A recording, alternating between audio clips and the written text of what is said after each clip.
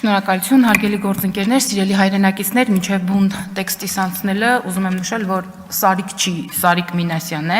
ով քաղաքացիական պայմանագիր կուսակցության Գյումրու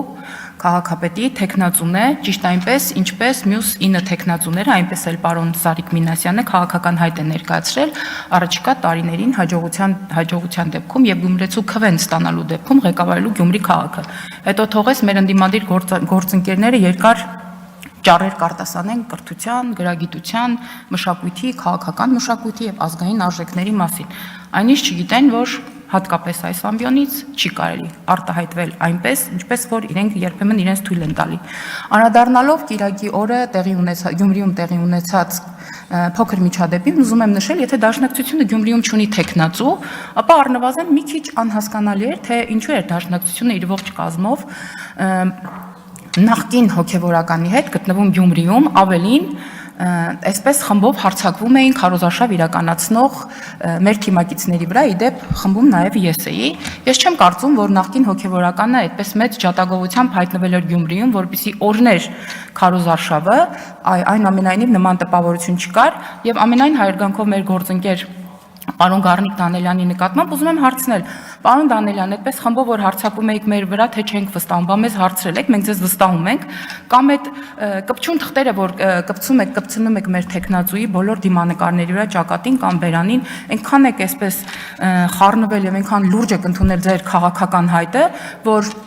մյուս թեկնածուների դիմանկարներին էլ եք փաստորեն այդ կպչուն ժապավեններից փակցնում, որովհետեւ նրանք արտաքին նմանություն ունեին մի փոքր մեր թեկնածուի հետ։ Հաջորդ թեզը, որը այսպես մեծ ջանասիրությամբ մեր ընդդիմադիրները տարածում են, դա խաղաղության պայմանագրի տեքստն է,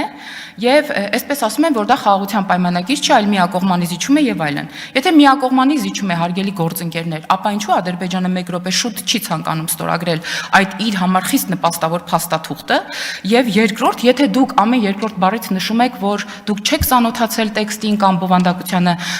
անծանոթ եք եւ այլն, ապա ինչպես կարող եք պնդել, որ դա միակողմանի կապիտուլյացիա է։ Խնդրում եմ, հարգելի գործընկերներ, ինքներդ ձեզ մի քիչ լուրջ վերաբերվեք, գոնե դուք ինքներդ ձեզ, որովհետև ձեզ այլևս որևէ մեկը լուրջ չի վերաբերում, որովհետև ձեր քաղաքական հետևությունների ամբողջ տրամաբանությունը հետևյալն է, որ եթե տուփը քառակուսի է, ուրեմն միջինը կլոր է, եթե միջինը կլոր է, ուրեմն դեղին է, եթե դեղին է, ուրեմն նարինջ է։ Այս է ձեր ամբողջ քաղաքական բովանդակությունը եւ փիլիսոփայությունը։ Մյուս հարցը գերիների հարցն է, որոնք ցավոք հայտնվելով գերության մեջ ստիպված են մասնակցելու այս ֆարսին եւ մեր երկրի ղեկավարը, մեր քաղաքական առաջնորդը, ինչպես նաեւ մենք բոլորս մեկ անգամ չէ եւ բազմաթիվ անգամներ նշել ենք, որ սա այն հարցն է, որտեղ պետք է լուռ աշխատել եւ լինել զգուշ, ավելի շատ գործ անել, քան խոսել, բայց դա չի նշանակում, որ գերիների հարցը մեր ուշադրությունից դուրս է եւ մյուս կարեւոր հարցը, որ ես ուզում եմ անպայման անդրադառնամ, ես որքան ցանկանում ենք այս գային հարցերի մասին քիչ խոսել, այնուամենայնիվ տեղ չկա, պետք է անպայման շարունակենք խոսել։ Մենք բազմիցս ասել ենք, որ հնարավոր է արգելված միջոցների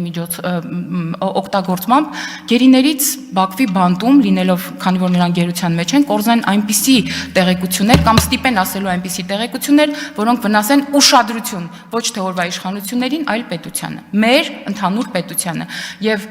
Սա եւս մեկ անգամ նշանակում է, որ մենք մեր բոլոր հնարավոր եւ անհնար միջոցները պետք է ձեռնարկենք եւ ձեռնարկում ենք մեր հայրենակիցներին մեկ րոպե շուտ հայրենար դարձելու ուղղությամբ եւ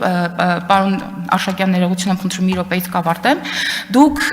հարգելի գործընկերներ, ընդդիմադիր տիկնայք եւ պարոնայք, պարտավոր չեք սիրել իշխանություններին, պարտավոր չեք, բայց շատ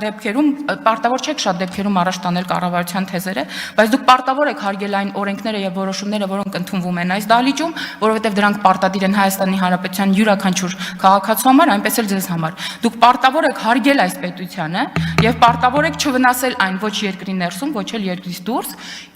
Իդեպ որքան էլ անհաշտ եք այս տարիների ընթացքում, բայց Նիկոլ Փաշինյանը եղել է եւ կա նաեւ ձեր երկրի վարչապետը եւ ձեր պարոն վարչապետը։